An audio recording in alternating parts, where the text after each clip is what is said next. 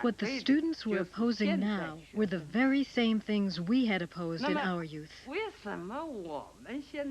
Why had we turned into a party which was against the people and the students? This was not the same Communist Party I had once joined. Good evening. Thousands of Chinese students took to the streets today in defiance of a government ban on public protests. The students' chant was for democracy, their demands for political reform. The backdrop was a memorial service for fallen leader Hu Yaobang. I was in New York at the time. This sort of news was on television and in the papers every day. When friends got together, all we talked about events. The TV images affected me deeply. I thought, what's the use of getting all worked up about it if you're so far away? I had to go back. So I got on a plane leaving New York on April 26th. When I was changing planes in Tokyo, I met someone who had just come from China. He said, "What do you think you can do back there? Haven't you heard about the editorial that just appeared? It calls the movement a plot by a small handful to instigate anti-party, anti-state Dongluan." Dongluan, turmoil, upheaval, chaos. A People's Daily editorial denounced the demonstrations.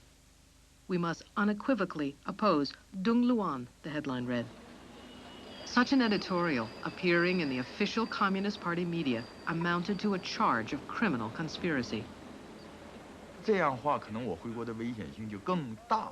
It was dangerous for me to go back. I even asked about flights returning to New York.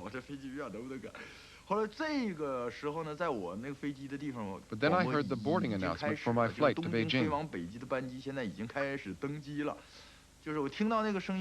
I didn't have time to hesitate.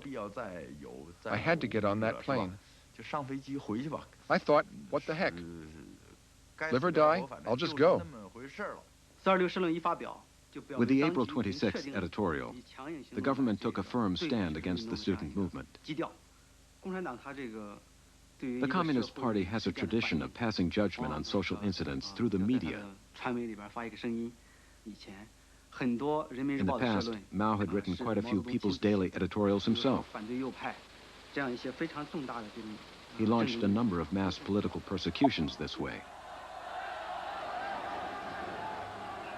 That's why when the April 26th editorial came out, people assumed that it represented Deng's attitude toward the student demonstrations. Everyone expected that the government would crack down on any new demonstrations. We were very angry. What petty minds.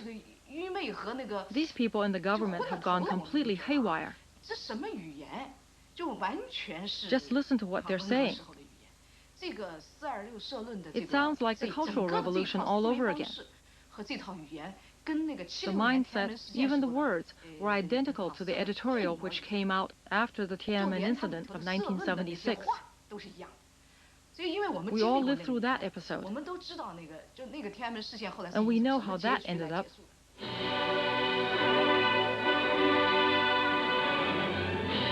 The editorial of April 26th reminded many people after another great state funeral, the events of 1976, known to everyone as the Tiananmen incident. In January of 1976, Premier Zhou Enlai, Mao's close associate, one of the great heroes of the revolution, died. The people of the capital could not restrain their bitter grief. They left their homes and gathered on the sidewalks of the Chang'an Boulevard, along which the cortege would pass. Zhou was widely regarded as a moderate, more humane and tolerant than other top leaders.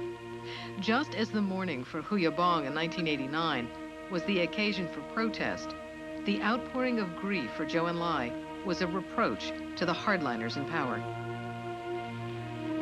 Can't you stop for a moment, dear Premier? This is Tiananmen. Don't you remember the many festive occasions we celebrated here together? Your ringing laughter is still in our ears. Your warm gaze rests on our tears. Beloved Premier Joe, how we miss you, how we need you.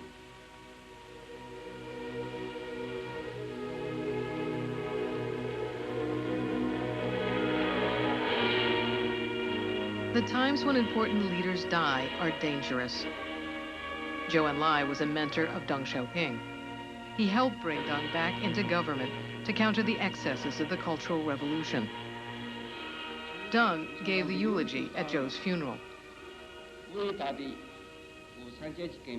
But the events following Zhou's death would once again bring Deng Xiaoping down.